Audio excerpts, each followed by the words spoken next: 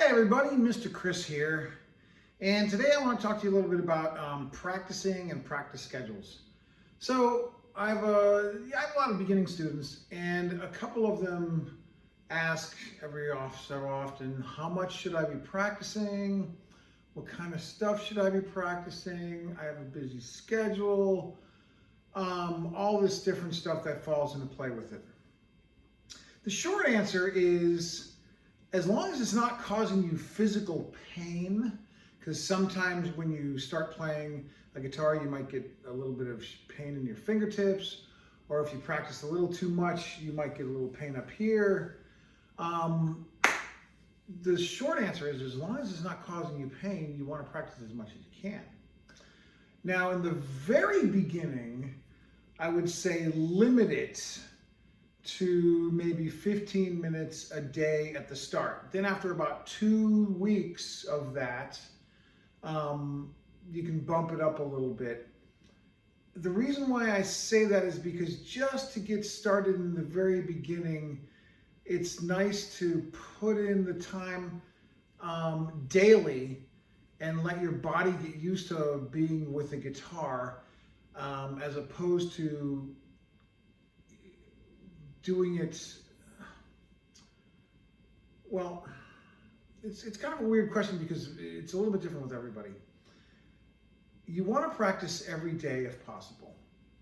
And you don't want to do it too much, because I've had several students, usually older men, who are type A personalities, and then they go in and they practice for hours trying to catch up on years. And it doesn't work out. They end up hurting themselves. And then it takes a little time to recover. One of them never came back. One of them did come back.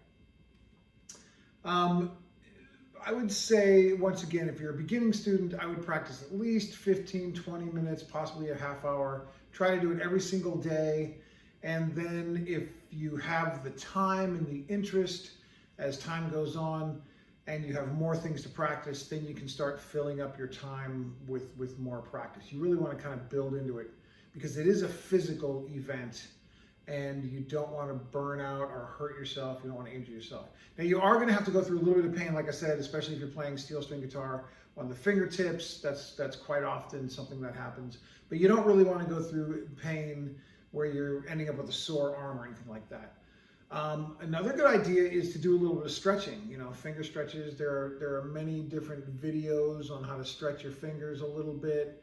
Do that, make that as part of your practice. Stretch out a little bit before practice. That's a really good idea. And then you kind of want to just practice for what you need. If you're just taking lessons to take lessons, or just doing it on the side because you have an extremely busy life, then I would say the best practice would be to put in 5, 10, 15 minutes multiple times a day whenever you can. That's actually a really good strategy, to hit it in small increments throughout the day. A lot of people feel like, oh, they've got to practice an hour, then 2 hours and 3-hour sessions. That's something that happens if your interest level is there and you get lost in the guitar and you get lost in the music, or you're playing with the band, or it just, that happens. That's not something you have to force. That's something to where they can't tear the guitar out of your hands. That's something to where, you're missing out on other things in life because you just love being with your guitar so much. So nobody has to tell you to practice at that point. Nobody has to tell you how much to practice. You're just doing it because you just love being with your guitar. If you're just starting off, I would try to avoid that, though. Like I said, it's a physical thing, so you want to build up towards that. But if you just happen to be like that, you picked up the guitar, you just started playing, and you find that you're on your guitar for long periods of time, well, great. As long as you're not feeling any physical discomfort and you're not hurting yourself, practice as much as possible. But that's not often the case. More often times, especially, a lot of my students, I either have kids that are in school or I have adults who are professionals, oftentimes. A couple retired guys. The adults who are professionals, you find time wherever you can. That's where the 15 minutes a day, 20 minutes a day, you come home, you de-stress. Maybe the guitar is part of your de-stressing period as opposed to a cocktail or possibly with a cocktail. The guitar is a nice place to de-stress from work. And a kid that's going to school and has one of those busy schedules, maybe, you get up in the morning, you got to get ready for school, you go to school, then there's sports, and then there's homework, which is never ending these days, apparently, seems like. And then family time and whatnot. I would say slip 5 minutes in every now and again, like maybe in the morning, if you got 5 or 10 minutes as you're getting ready for school, just kind of pick up the guitar and think about what you learned that week or what you're supposed to be going over. Then when you get home from school, maybe before that 10 or 15 minutes, you got before you go to practice, instead of maybe going on the internet and scrolling the internet, pick up your guitar for 10 or 15 minutes and do, a little bit then, and then put it in maybe right before dinner or right after dinner, or, in the in-between times of all these other things that take up your day. And professionals, the guys, women, the professionals out there, I have a couple of doctors and a couple of lawyers who they actually keep a guitar in their office. And in between patients or in between cases or whatever, documents, whatever they're doing, they'll take 5 to 10 minutes just to go through what they're learning on the guitar. It helps bring their mind away from their work day, clear things out, and then get ready for the next thing. It's just like going for a walk or going to get a cup of coffee or doing that kind of stuff. You're just basically detaching from your work day, but at the same time, you're advancing as a guitar player. I've seen people advance as guitar players who just show up for their 1 hour lesson a week. They still advance, they just don't advance very quickly.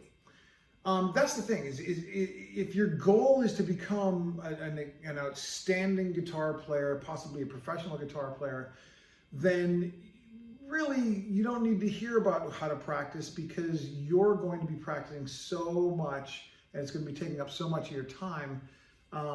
This is a moot point.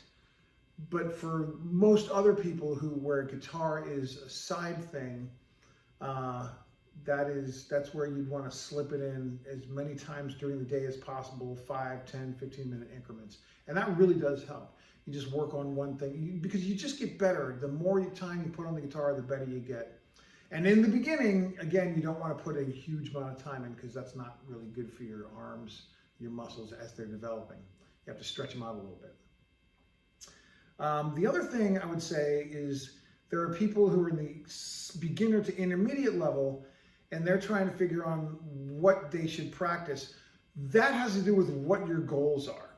If your goals are to just play songs to yourself, friends and family, and just kind of like increase your guitar skills, then, work on the songs, learn new songs every now and again, play a couple of scales, because just practice your scales, because later on you might want to learn some theory or maybe learn some lead, and having having that coordination with the scales is a good place to begin that. But if your goal is, a lot of guys, a lot of girls, a lot of people, their goal is to get into a band. Okay, let's say you're a beginning intermediate player and you want to get into a band. How do you go about doing that? Well, first off, what style of music do you want to play or be a part of? Is it original music? If so, then start writing music. Start writing poems. Start looking into that. Search the web. Talk to people. Figure out what it is to write songs. If it's a cover band, which it is for a lot of people, figure out what style of music you like, or you want to be a part of, and then start playing those songs. Like the most typical thing in my world for the blues rock bands is like the classic rock band. You go out to the bars and they're playing the classic rock or the stuff from the 90s or whatever. So guess what? That's what you start practicing. You start learning those songs that you hear in the bars all the time, or in the places that you like to go to listen to music, and that's what you start to practice. I would say, even if you're not a singer, I would highly encourage you to, as you're practicing your guitar parts, to learn the background vocals. That's kind of important, especially if you're heading towards being in a band. There's a lot of guitar players out there, and then the number drops with the guitar players who can sing. Now, maybe as time goes on, you might develop into a lead singer or someone who sings a couple of the songs. But as a band member, as a member of a project, you're much more highly valuable if you sing background. There are people who just refuse to do it. They're just so shy. And those same people who kind of stand on stage in their little spot. I mean, these are things that a lot of people do in the beginning, and until you get used to it. I would say start getting used to things from the get-go, so that when you go audition for a band, or when you go call your friends and you call everybody to come over to your house just because you want to form a band, when the time comes to get together with people, A, you know your guitar parts, and B, you can either sing the songs because you've been singing them while playing, or you can at least sing the backup parts. You can harmonize and play guitar at the same time without losing your place because you've been practicing that. I think one of the best things to do, if that is your goal, is to play in a cover band, is to learn the songs best you can and then start playing with the original bands on YouTube or whatever place you get your music from that you listen to, and singing the backgrounds with the band while they're doing their thing. That's probably a really good idea if your goal is to get into a band that plays out in bars. If your goal is to be in an original band, then you really want to start thinking about how you can take your guitar skills and create songs that you find interesting and that other people find interesting, that you can actually play and manipulate and mess around with, and just start trying to write originals based on parts you've learned or things you've done. That gets into a whole other tricky thing, writing original stuff, and everybody has different methods of doing that. But really, getting back to the idea of practicing, you got to figure out why you want to practice, what the purpose is. And from there, that kind of sets the tone for how you're going to practice and what you're going to practice. Generally, you want to practice new chords. Try to pick out songs that have new chords in them. If you're becoming, or you want to become a lead guitar player, then you're going to want to know your scales, and you're going to want to know little box forms and movements. And you're going to want to start emulating those guitar players that you actually like. So learning the leads to songs that you grew up on or that you like a lot.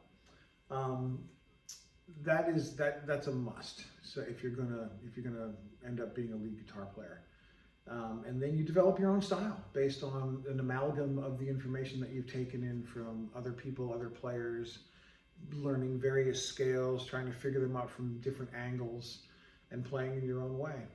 That's the thing. It's just like any discipline or any study. You learn from other people. You learn the way things have already been done, then you kind of throw that out the window and put your own personality and your own way of doing things on top of that, using the tools that you've learned, but kind of expressing yourself. It's really about self-expression. Even in cover bands, when I play in a cover band, one of the things that drives some of the other guys nuts, especially the other guitar players, I remember this from the last band I was in. This one guy, he wanted to do everything just like it was on the record. That's cool. That's one way of doing things. But I like doing a little improv in there, learning. I think it's a great idea, especially in the beginning or when you're trying to learn things exactly as they are on the record, because you then learn how to play things a certain style in a certain way, especially the leads. But after you've done that for a couple of years, what I found is I find it a lot more fun just to kind of improv and go off. Playing what the guy does on the record is okay, especially if you can do it, that's fine. but at the same time, it's like it's a little more fun sometimes to put your own personality on top of that. I was at a show actually a couple of nights ago where this guy was doing the acoustic guitar and singing thing, and he played a couple of covered songs. They didn't sound anything like the band. He put his own spin on it, and it sounded great. It was fantastic. So he's playing these cover tunes, but it sounded like it came from his repertoire of his original stuff. It had his personality and his voice lines and his way of striking the guitar, and it was almost like you realize, oh yeah, isn't that a Police song that he's playing? Whoa, doesn't sound anything like the way the Police did it, but I recognize those lyrics, and now I start to see the groove. That's actually very cool when some people do that. But anyway, I digress. Getting back to the whole practice thing. It depends on your target, what you're trying to do. Basically, you want to spend as much time as you can in the very beginning, keep it light till you get a couple weeks into it. If you're one of those people who finds yourself playing for incredible amounts of time, really you want to build up to that. You don't want to go nuts right off the bat the first week or two, or you might injure yourself. That's very possible. But if you're at that level of where you're just going to be playing all the time, then nobody really has to tell you how much to practice, because they can't basically pull the guitar out of your hands. But for the busy people, once again, hitting it in 5, 10, 15-minute increments throughout the day, that's a great idea. And just kind of get in those little studies that you want to get in when you do that. And if you can, on the days you can, after you've been playing for about, a month or more, then start, trying to get in half-hour, 45-minute hour sessions, because then you'll have built up the tolerance for it. And that's when you really start getting into it, because you'll find after a while that it takes some time to warm up. And that's a whole other thing about warming up, stretching out and warming up. Just like any other physical activity that you do, it takes time to warm up, and then once you warm up, your best work comes out. So you'll find that some of the best things you do are at the latter part of your practice. For now, that's pretty much it. I hope this was helpful. And again, this is more for beginning guitar players than, certainly not for advanced guitar players. You're already advanced, you already know how to practice. Your intermediate guitar players, you probably already have your routine down, and you're probably on your way to figuring out what you want to do. But beginning guitar players, definitely, I would say start slow, get in as much small increment times as you can, and after about a month, ramp it up if you can. It depends on your schedule. And then, of course, if you're one of those people who they just can't even pry the guitar out of your hands, then you're there. Then it's just a question of what to practice to be as efficient as possible in your goals. Well, that's pretty much it for today. I just wanted to get something out there. And once again, if this was helpful, please like and subscribe. If you've already subscribed, then like and comment. I'd love to hear the comments. And if you haven't subscribed yet, what are you doing? You got to subscribe, man. Got to grow this channel. All right. Hopefully it's helpful, and I will talk to you later. Mr. Chris, out.